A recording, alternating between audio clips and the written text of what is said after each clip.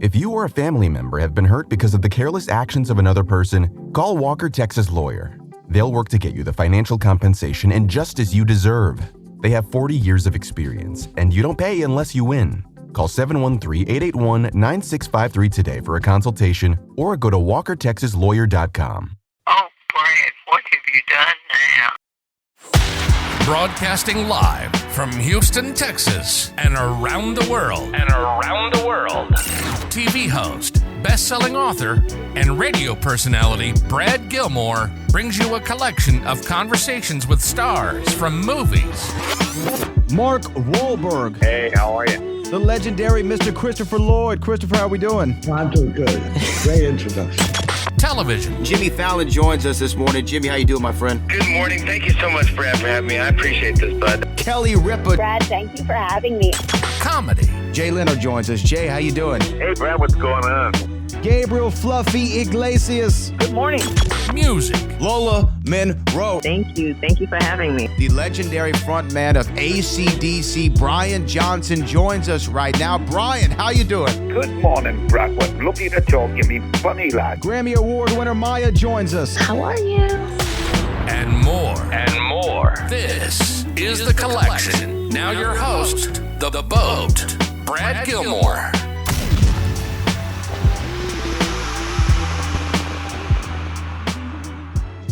And I am so excited to be talking to this gentleman again. He just released a couple of days ago his very last, I can't believe I'm saying those words, comedy special. Here's your time. Here's your sign. It's finally time. My last show. The legendary comedian, you know him from the Blue Collar Comedy Tour. You know him from Delta Force, Last Man Standing, and so many other things. He's the one and only legend, Bill Engvall. Bill, how you doing? I'm doing good. That actually sounded really nice, that intro. I don't know if I can follow that up or not.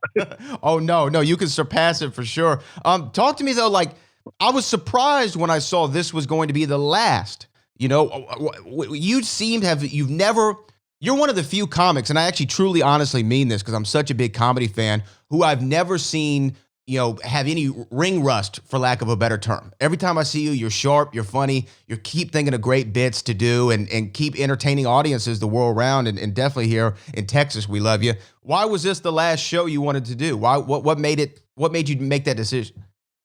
Oh, there were several factors.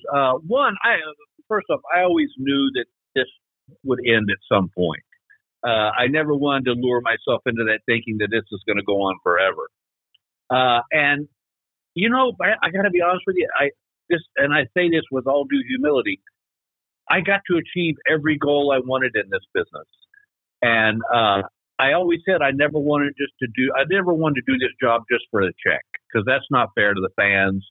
And so it was getting to that point that, you know, I got grandkids now, and I want to spend time with them, and spend time with my wife, who's dealt with this for 42 years. And it's a good thing. You know what I'm saying? It's like, it's not like I'm going, oh, I'm retiring. You know, it's like this, I could look back and go, wow, I did everything I wanted to do. And it's time. You know, I always wanted to go out on my terms too. You know, to go out on the top of your game was always a dream of mine. And I achieved that. Because I never wanted to be that show where people come and they think, oh, he should have left last year, you know. So it's all a good thing.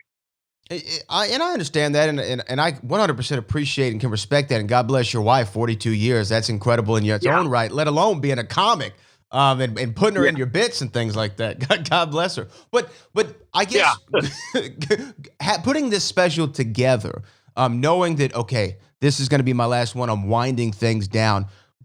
Was there an added pressure there to make sure everything was as tight as it possibly could be? Or were you, without a doubt?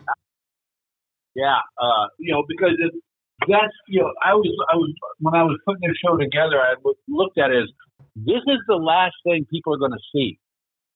So, you know, you don't want it to be mediocre. And it, you know, it turned out great. My son introduced me, which was so special for me. But I tell you what was weird was I wasn't really ready for how emotional. I thought I'd still say thanks, good night. I'm going to have some fun now.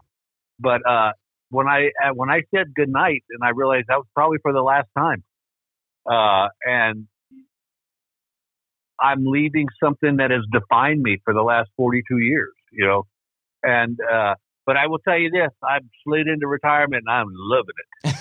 I was about to ask, are you at peace with the decision? Because I mean, look, anybody who's done anything live entertainment and been in front of a crowd, it's great to be on the radio, it's great to be on television, but it's the best to be in front of a live audience, get that instant feedback. Oh yeah, listen, I'd be lying if I didn't tell you that there's parts of it I miss. Somebody asked me one day, they said, "What do you miss the most?" And I said, "It's that murmuring right before the murmuring amongst the audience right before they introduce you, because that's what kind of got my juices going."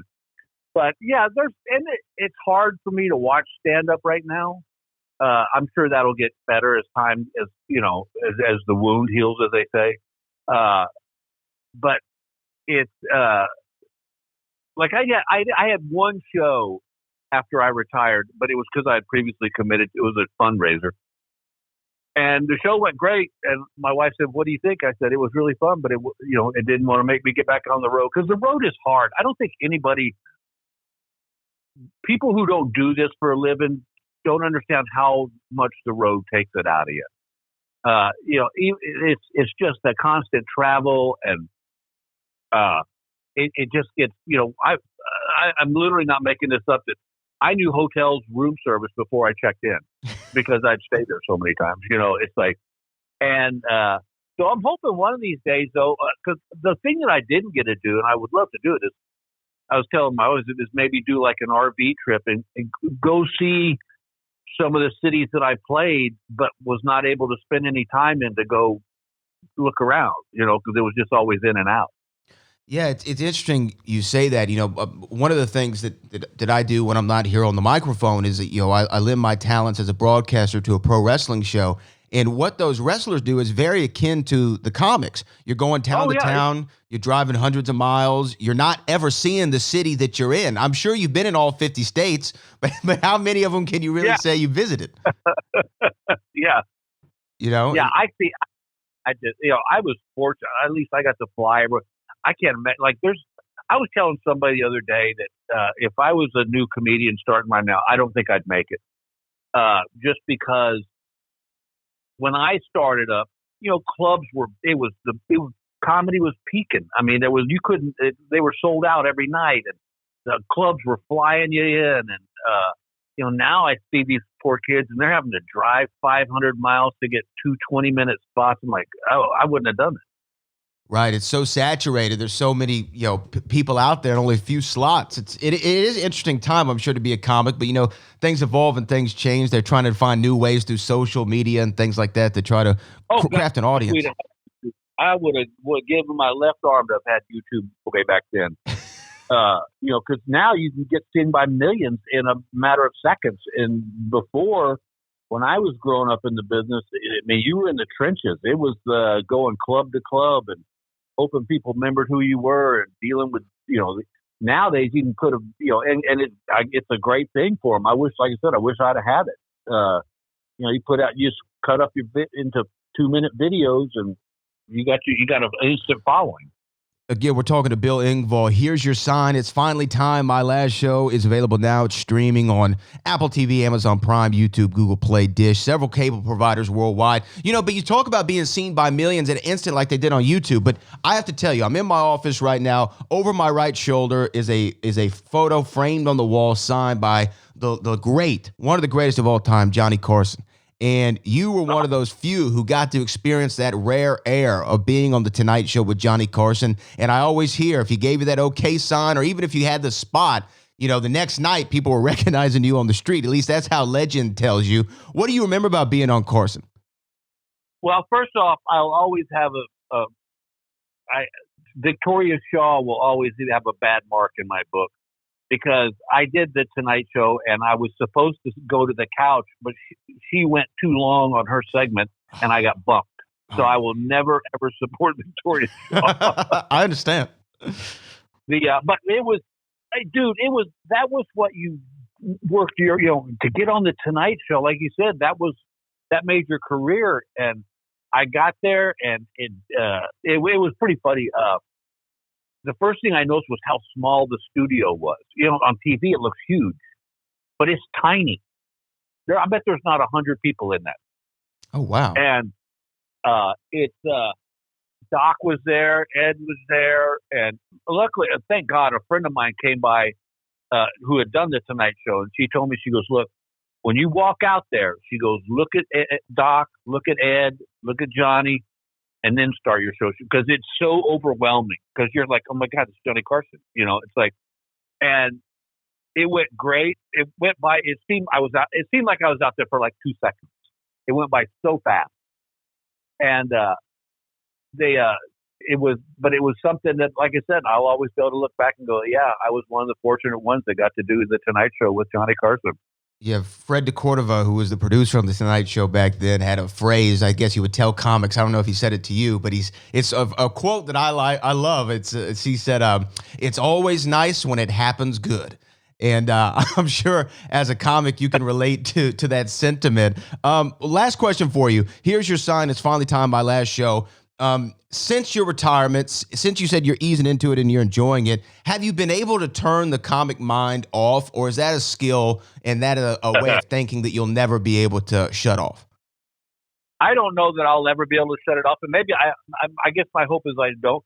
What I've started, and I'm going to actually start doing this, is like the other night I had an idea. I go, that'd be a funny idea, and just write it down and just keep a journal. So I never say never. If some reason I decide to go back on the road, I'd already have material set out that I want to do.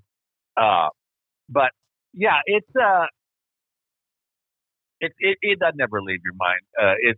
It's what keeps you young.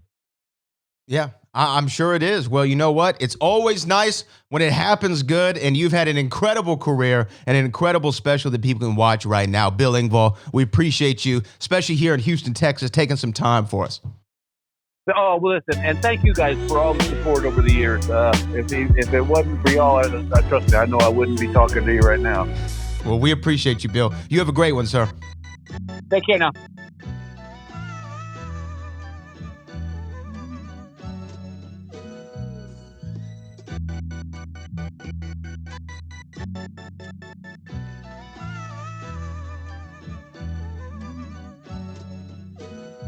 Hurry up, tape running out.